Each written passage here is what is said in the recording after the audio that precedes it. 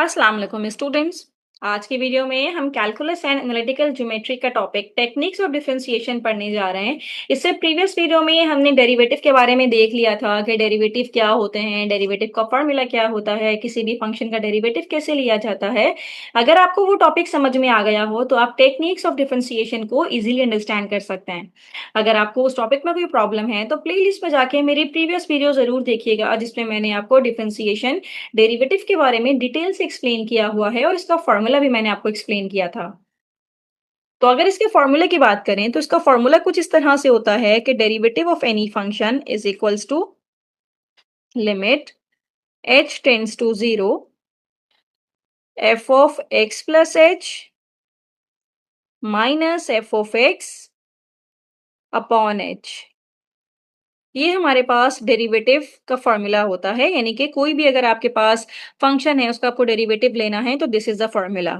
अब स्टूडेंट हम ये देखने जा रहे हैं कि अगर हमारे पास एक हम टेक्निक्स डेवलप करने जा रहे हैं या हम सपोज करते हैं कि हमारे पास एक constant function. Number one, derivative of constant function क्या होगा? डेरिवेटिव ऑफ कांस्टेंट फंक्शन अगर मुझे निकालना है तो उसके लिए हमारे पास क्या टेक्निक होनी चाहिए? तो स्टूडेंट कांस्टेंट फंक्शन का मतलब ये है कि जो हमारे पास एफ ऑफ एक्स है ये इक्वल होगा सी के, यानी कि कोई भी कांस्टेंट नंबर हो सकता है 8, 10, 12, -6, कोई भी कांस्टेंट नंबर जिसके साथ एक्स मौजूद ना हो। तो अब मुझे इसका डेरिवेटिव निकालना है। तो स्टूडेंट इसका डेरिवेटिव निकालने के लिए हम क्या कर सकते हैं कि ये जो हमारे पास एफ डैश ऑफ एक्स है यहाँ पे पुट करके देखते हैं। ये हो जाएगा लिमिट एच टेंड्स टू 0। अब एफ ऑफ एक्स तो सी है, तो F of x plus H, जहां जहां एक्स है हम उसको एक्स प्लस एच से अगर रिप्लेस कर दें तो ये एक्स प्लस एच हो जाएगा, तो फर्क ही नहीं पड़ेगा, तब भी सी ही रहेगा। तो ये हमारे पास, मैं आपको करके भी दिखा देती हूँ कि अगर मैं F of x plus H निकालूं तो एक्स की टर्म जब है ही नहीं कहीं पे तो सी सी ही रहेगा। तो इसके बाद ये हो जाएगा सी माइनस सी अपॉन एच, इस तरह से। और c अपॉन h, इसका मतलब है ये तो 0 हो जाएगा। तो that is equals to limit h tends to 0, 0 upon h is 0। और लिमिट अप्लाई करने के बाद भी मेरे पास जो डेरिवेटिव का रिजल्ट आएगा वो 0 ही आएगा, क्योंकि कहीं h मौजूद ही नहीं है। तो स्टूडेंट यहाँ पे हमने ये देखा कि जब भी कांस्टेंट फंक्शन का डेरिवेटिव लिया जाएगा तो हमारे पास आंसर आएगा 0। अब वो कांस्टेंट फंक्शन अगर इस तरह का है, suppose f of x is equals to, हमारे पास है ये -3, मुझे इसका डेरिवेटिव लेना है तो ऑब्वियसली इसका डेरिवेटिव आना चाहिए 0, राइट। तो ये हमने एक टेक्निक डेवलप कर ली कि जब भी डेरिवेटिव ऑफ कांस्टेंट फंक्शन की बात करेंगे तो इसका डेरिवेटिव हमेशा 0 होता है। और 0 होने की वजह क्या है? क्योंकि जो फंक्शन का ग्राफ है वो हॉरिजॉन्टल लाइन है, इसका स्लोप ही जब 0 है, बिल्कुल मतलब अगर -3 है तो इसका मतलब ये है कि इसका जो ग्राफ बन रहा होगा वो हमारे पास y की वैल्यू -3 पे बन रहा है। y की वैल्यू -3 का मतलब ये है कि सपोज यहाँ पे ये कोई इस तरह से स्ट्रेट लाइन का ग्राफ बन रहा है। तो जब ये हॉरिजॉन्टल स्ट्रेट लाइन है, कोई इसमें चेंज आ ही नहीं रहा, तो इसका स्लोप डेफिनेटली 0 ही होगा। तो यहाँ पे हमें ये पता चला कि जब भी हम डेरिवेटिव ऑफ कांस्टेंट फंक्शन लेंगे तो उसका आंसर हमेशा 0 ही आएगा। अब नंबर 2 पे हम बात करते हैं डेरिवेटिव ऑफ पावर फंक्शन की। पावर रूल जिसे हम कहते हैं, यानी कि अब मेरे पास जो डेरिवेटिव अब हम निकालने जा रहे हैं वो f of x is equals to x की पावर एन है, राइट। इसको हम कहते हैं डेरिवेटिव ऑफ पावर फंक्शन। इसका हम मतलब ये पावर फंक्शन हमारे पास है, इसका डेरिवेटिव हमने निकालना है। तो डेरिवेटिव निकालने के लिए उसी तरह से हमारे पास फॉर्मूला तो मौजूद है ही कि f dash of x is equals to limit h tends to 0 f of x plus h minus f of x upon g upon h. ये हमारे पास इसका फंक्शन है। अब अगर हमारे पास फंक्शन है f of x is equals to x n, तो x को अगर मैं x प्लस एच से रिप्लेस कर दूं तो ये वाला x भी x प्लस एच से रिप्लेस हो जाएगा और आंसर आएगा ये x प्लस h की पावर n। तो यहाँ पे हम पुट करते हैं f dash of x is equals to limit h tends to 0। इसकी जगह पे आ जाएगा x प्लस h की पावर n माइनस x की power n upon h। Right.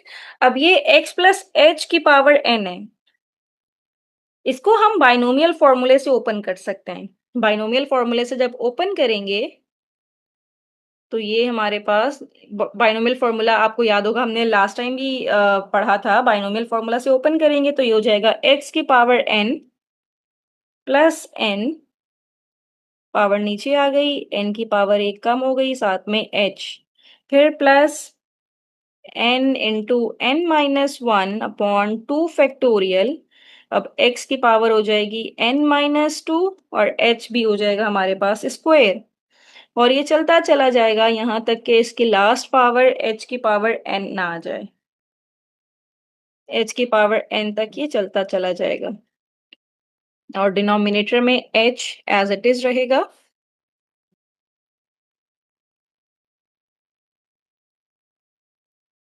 Right, तो ये पूरा इस पे लिमिट है। राइट। अब स्टूडेंट यहाँ पे जरा देखिएगा, अगर हम इसको थोड़ा सिंप्लीफाई करें तो ये एक्स एन प्लस का और ये माइनस एक्स एन ये तो कैंसिल आउट हो गया, और बाकी जगह h कॉमन हमारे पास आ रहा है। तो h कॉमन अगर मैं यहाँ से निकाल लूं तो ये मेरे पास कुछ ऐसे हो जाएगा कि लिमिट h टेंड्स टू 0। यहाँ से मैंने h कॉमन निकाल लिया तो बचेगा n x की पावर n माइनस वन। यहाँ से एक h कॉमन निकाल लिया तो ये बचेगा n n minus one upon two factorial x n minus two into h आ जाएगा। फिर अगर यहां से भी मैंने h कॉमन निकाल लिया तो ये हो जाएगा h n माइनस वन, और डिनोमिनेटर में h मौजूद है। तो ये जो डिनोमिनेटर वाला h है, अब ये कैंसिल आउट हो जाएगा इस h के साथ। अब हम लिमिट अप्लाई करने जा रहे हैं। Applying limit, applying limit. अब ये जो लिमिट अप्लाई करेंगे, ये वाली टर्म तो एज इट इज, क्योंकि यहाँ पे h है ही नहीं, यहाँ पे h है, आगे जितनी भी टर्म्स आ रही हैं सब में h है। h की जगह पे जब जीरो पुट करेंगे तो ऑब्वियसली पूरी टर्म ही जीरो हो जाएगी, क्योंकि जब वो मल्टीप्लाई होगी तो पूरी टर्म ही जीरो हो जाएगी। तो इसका मतलब है फंक्शन का डेरिवेटिव मेरे पास आया है n x की पावर n माइनस वन।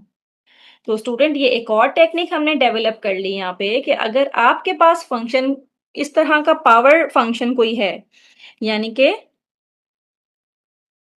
आपके पास f ऑफ x है, f ऑफ आपके पास f ऑफ x है एक्स एन, तो इसका डेरिवेटिव आप कैसे लेंगे? n जो भी इसकी पावर है वो नीचे आ जाएगी और x की पावर n माइनस वन, यानी कि एक पावर कम हो जाएगी। अब एग्जाम्पल के तौर पे हम ले लेते हैं, सपोज कीजिए कि हम ले लेते हैं x की पावर थ्री। अगर मैं f ऑफ x ले लूं x की पावर थ्री, तो मेरे पास उसका डेरिवेटिव आएगा, वो थ्री पहले नीचे आएगा कोफिशिएंट में, और x की पावर n माइनस वन करें, थ्री माइनस वन करें तो टू आ जाएगा। अब इसी तरह से सपोज कर लेते हैं कि f ऑफ x हमारे पास है फाइव एक्स की पावर फोर। तो अब ये जो फाइव है ये एज इट इज रहेगा, इसको हम नहीं छेड़ेंगे डेरिवेटिव लेते हुए। तो जब डेरिवेटिव लेंगे इस फाइव को हम नहीं छेड़ेंगे, x की पावर फोर है तो फोर नीचे आ जाएगा और x की पावर एक कम हो जाएगी, तो ये थ्री। अब फाइव से मल्टीप्लाई होके five four jar twenty x cube, ये हमारे पास इसका डेरिवेटिव आ जाएगा। तो स्टूडेंट ये सेकंड टेक्निक हमने सीखी जिसको हम कहते हैं पावर रूल। तो ये पावर रूल हमने सीख लिया इन डिटेल, और यहाँ पे ये वाली जो टेक्निक थी इसको हम इस तरह से नंबर थ्री का नाम देना चाहें तो नंबर थ्री भी आप कह सकते हैं कि this is constant multiple rule. यहाँ पे मैं लिख भी देती हूँ ताकि आपको इजी रहे। टेक्निक नंबर थ्री वो मैं समझा भी चुकी हूँ, कांस्टेंट मल्टीपल। अगर कोई कांस्टेंट मल्टीप्लाई हो रहा है, जो मैंने आपको अभी समझाया कि if you have to take the derivative d upon d x, किसका डेरिवेटिव ले रहे हैं? किसी ऐसे फंक्शन का कि सी आपके पास यहाँ मौजूद है, तो आपके पास जो डेरिवेटिव बनेगा, सी आप उसको एज़ इट इज़ बाहर निकाल दीजिए और डेरिवेटिव आपने लेना है सिर्फ़ और सिर्फ़ अपने फ़ंक्शन का, यानी कि एफ ऑफ एक्स का आपने डेरिवेटिव लेना है। ये काम हमने अभी किया था। अगर आपको इसकी डिटेल देखना है तो आप इस तरह से भी देख सकते हैं। इसका पूरा मैं आपको वो भी सिखाती हूँ।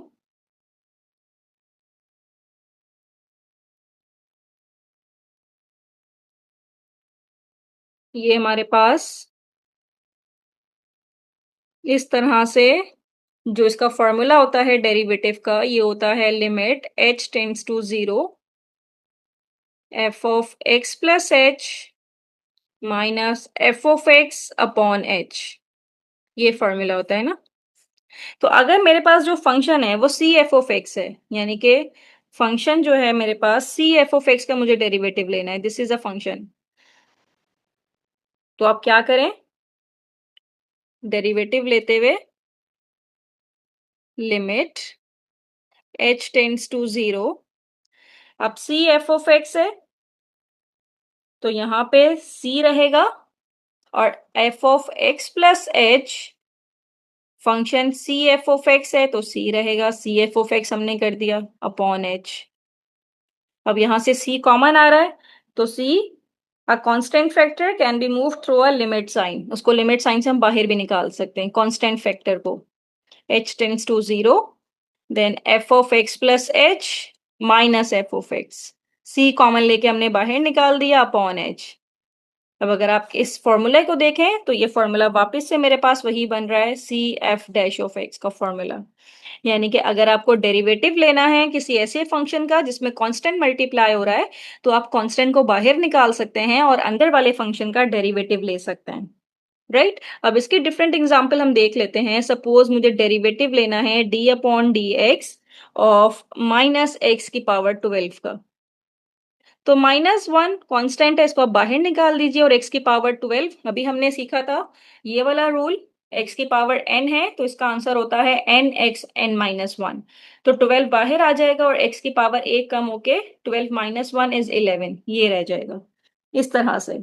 या फिर मुझे डेरिवेटिव लेना है d अपॉन डी एक्स किसका, 4x की पावर 8 का डेरिवेटिव लेना है। तो ये इक्वल आ जाएगा किसके, 4 को आप बाहर निकाल दीजिए, बाकी आप डेरिवेटिव ले लीजिए x की पावर 8 का। पावर रूल लगा दीजिए यहाँ पे, तो ये हो जाएगा 8 नीचे आएगा क्योंकि 8 कांस्टेंट है और x 8 - 1 इज 7। 8 4 जा 32, x की पावर 7 इज द रिजल्ट। तो स्टूडेंट इस तरह से हमने कांस्टेंट मल्टीपल रूल के जरिए से इसका हमने सीख लिया।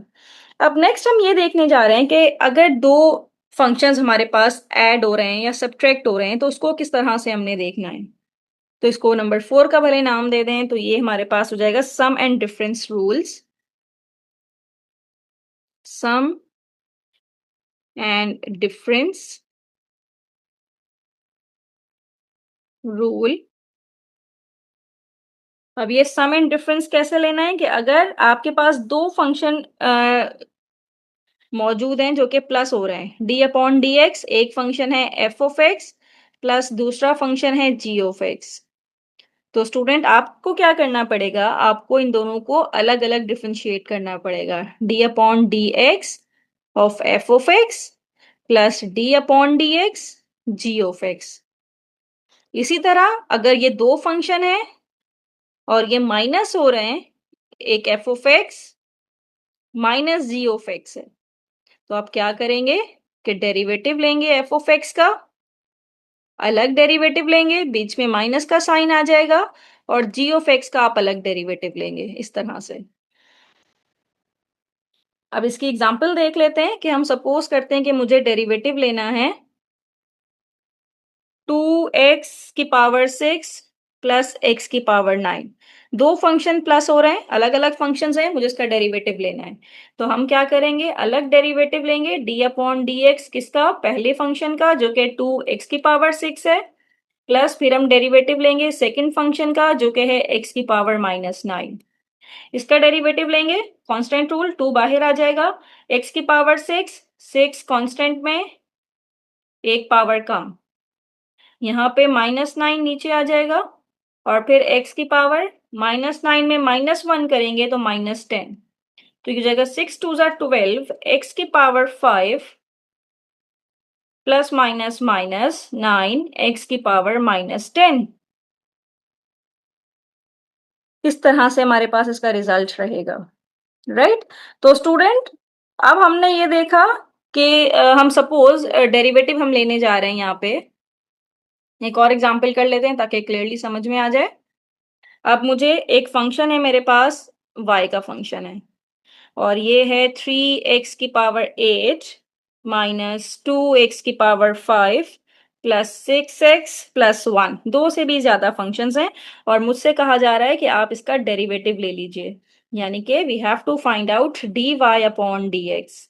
तो स्टूडेंट, आपने क्या करना है कि डेरिवेटिव जब अप्लाई करेंगे डी अपॉन डी एक्स, इस पूरे फंक्शन का जब डेरिवेटिव लेंगे 3x की पावर 8 माइनस 2x की पावर 5 प्लस 6x प्लस 1, इसका डेरिवेटिव लेंगे तो आपने हर फंक्शन पे अलग डेरिवेटिव अप्लाई करना है।